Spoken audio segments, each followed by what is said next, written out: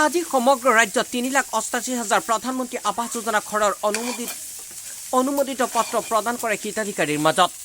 পলাশবাৰীৰ হিতাধিকাৰী এক জনসভাত মুখ্যমন্ত্ৰী হিমন্ত বিশ্ব শৰ্মাই ভাৰ্চুৱেলি ভাষণ প্ৰদান কৰি এই অনুমোদিত পত্ৰ প্ৰদান কৰে।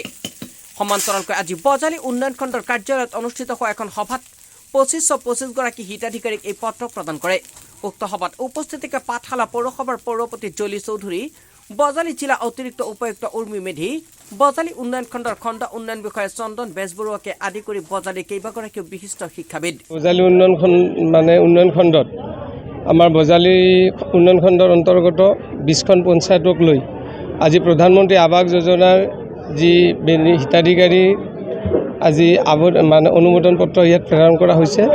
আৰু এইটো আজি বজালী উন্নয়ন খণ্ডতে নহয়, গোটেই অসমৰ আজি এই প্ৰক্ৰিয়া চলি আছে। যে আমি গম পাওঁ যে ভাৰতৰ প্ৰধানমন্ত্ৰী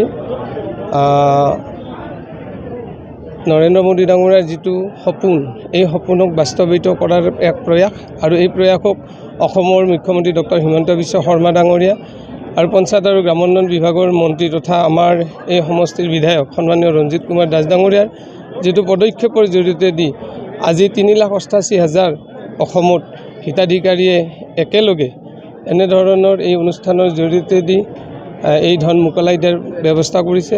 আজি কিছু হিতাধিকাৰীৰ একাউণ্টছত পইচা সোমাইছে আৰু 2 দিনৰ ভিতৰতে গোটেইখিনি হিতাধিকাৰীৰ একাউণ্টত এই পইচা সোমাব।